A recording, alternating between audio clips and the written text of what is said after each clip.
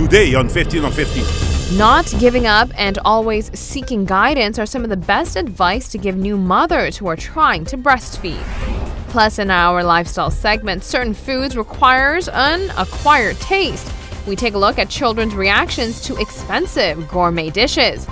And we check out a new type of therapy called Emotional Freedom Techniques and Matrix.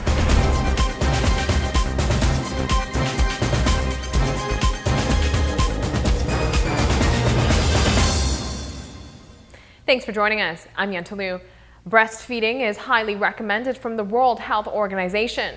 Experts on the island say the key to success here on breastfeeding is for new mothers to seek help whenever they need it. This prevents them from giving up. Manusha Lopez is an internationally board-certified lactation consultant. According to her, no one said breastfeeding was easy, and there are things mothers can do to help themselves. Breastfeeding is a lifestyle.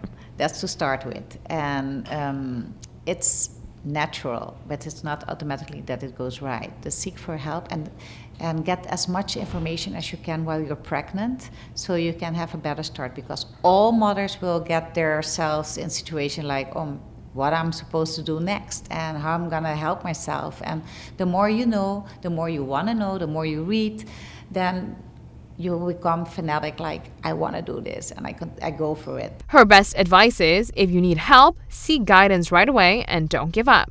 A very important point, don't struggle yourself. You have questions, ask right away, because the more you wait, the quicker it goes bad, and then sometimes you come in situations that the mother stops.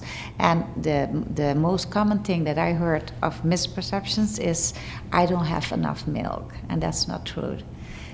What you get out will be reproduced. The only thing is that you need to know how to get it out. And you can say that almost 100% of the mothers are able to breastfeed their child. There are a lot more people around you that can help you. It isn't only the professionals you can run to.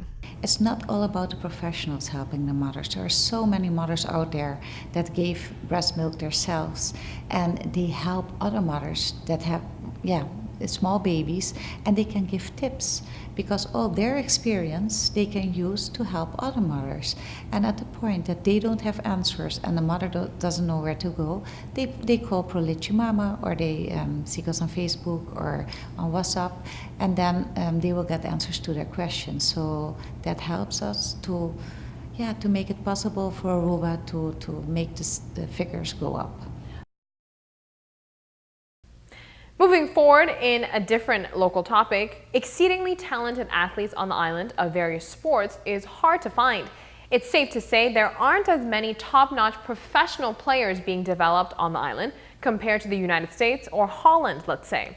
The reason for this could be very simple. It could be because there's a lack of competition for good players to be challenged against. But the potential is still there. It just requires a bit more work. Betsa Rasmain is now ranked 46th in the world for beach tennis. She has been traveling from country to country to play other professional women to earn ranking points. Betsa says playing on the island is familiar. You know your opponents already, but beach tennis outside of Aruba is completely different. Locally, it's a difference. It's a huge difference here compared to internationally. Internationally, the game goes very fast. It's another level than here. And it also depends on your competitor. You have to get to know your competitor a little bit more. In Aruba, we all know each other, so you know who to play, who not to play, where to hit the ball, what not to do. In abroad, it's different. And what happens is they constantly switch partners. So the better you get, the more people wants to play with you. So there's maybe one or two partners playing for a long time together. So you never know what you're gonna get. With that being said, Aruba has advantages over other countries. There is a large group of people on the island dedicated to the sport, and the number of participants continues to grow. Aruba has the perfect weather to train for beach tennis outdoors, which ultimately helps with conditioning, since all the other international tournaments around the world are also set outside in the sand. We reached third place just now in Brazil in the Pan American Games, so it's a good sign. It's a good sign. As I said, we have the advantage of the fields, the courts, 306 the entire year. So just pop in at Tropicana and just start playing. I'm sure you'll get addicted to it. And on that note, we will be right back. Stay with us. Coming up right after the break, will kids appreciate a $220 gourmet meal?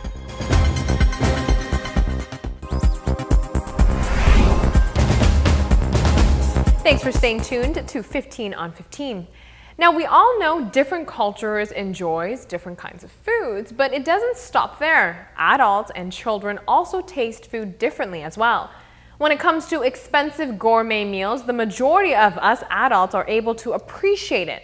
But what about when serving it to kids?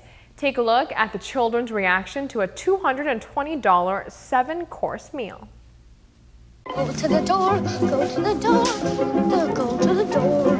Come on, go to the door. Oh my God, you're supposed to wait!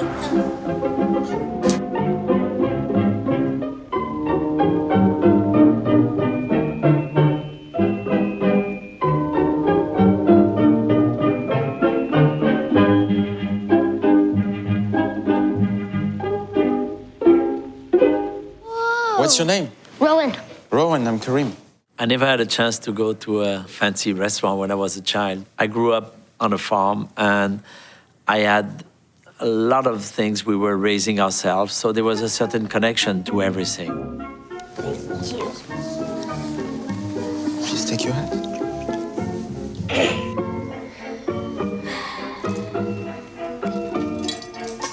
Thank you. Thank you.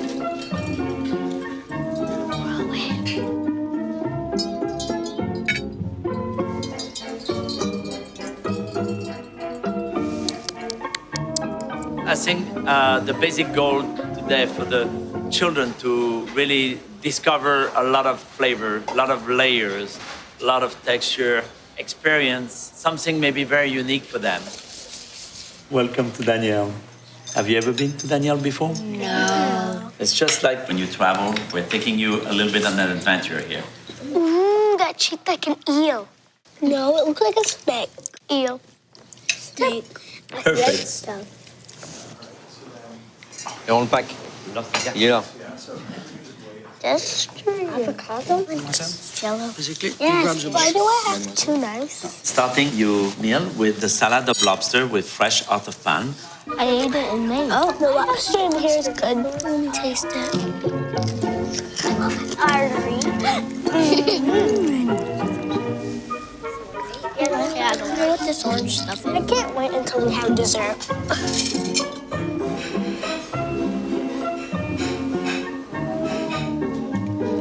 This is a strange and delicious looking one. You have a little bit of caviar, you have some arugula, and the fish has Arugula. been cured with And a smoked paprika, so you have a little smokiness. Looks like a little forest. No, it looks like I can't believe I'm gonna eat fish eggs. Yeah. Butter. Yes. So good. So disgusting. So you will be seeing a what? I think the inside is really dry. What's the next course?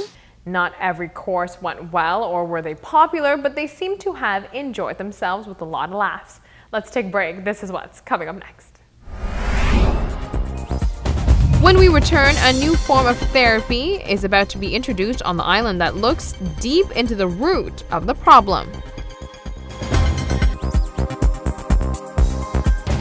When it comes to changing up methods for medical practices, not too many patients are up for the idea. Some are skeptical even.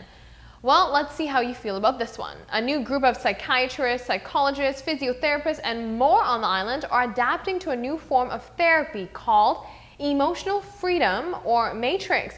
An internationally certified trainer who just completed a round of sessions educating local practitioners on how to conduct the new therapy techniques explains it to us. Bit of a strange technique. It works on energy systems. What we understand is that our world, all aspects of our life are a reflection of our beliefs. And with matrix reimprinting, we can identify what beliefs were formed in a traumatic event or simply as we grew up as children, and de-traumatize and change the beliefs that lead us to think that we are stupid, that we will never get anything right, that everything's going to go wrong. So we can go back and change these beliefs, and in doing that, if we then believe that we are intelligent, we are valid, and we increase our self-esteem. The EFT and matrix techniques are not being used by newcomers to the medical field. It is actually the opposite. Qualified practitioners who have been using the same methods for years are transitioning over and adapting to these new forms of therapy. A whole range of professionals who are dealing with health issues amongst the community. They have learned these techniques with very intense supervision. It's not just been a couple of days of training, it has been very intense supervision to make sure that they understood the techniques and then could then use them in a very effective way with their clients. The impact that this project is going to have is absolutely amazing. We're just sort of settling in, and when I think of the big picture, it's like, oh my God, what have we done? They will take them to each of their areas of work and bring healing on a massive scale. Those who swears by this practice says faster results comes from this type of therapy, and it is guaranteed. What is remarkable about these techniques is that they are very quick. They are extremely efficient compared to the traditional talk therapies. They are just so efficient. Some of the therapists are just blown away and even find it hard to assimilate the changes that they see in their clients. One of the psychologists were telling me that she's been working with someone for 12 months now, and there was very little, if any, progress, and within 3 sessions, 3 hours of therapy with matrix re-imprinting, this woman has taken a complete turnaround. That is all the time we have for today. Thank you for joining us. We'll be back here on Thursday night with a brand new edition of 15 on 15, where I'll give you the latest in lifestyle topics and the latest on the island.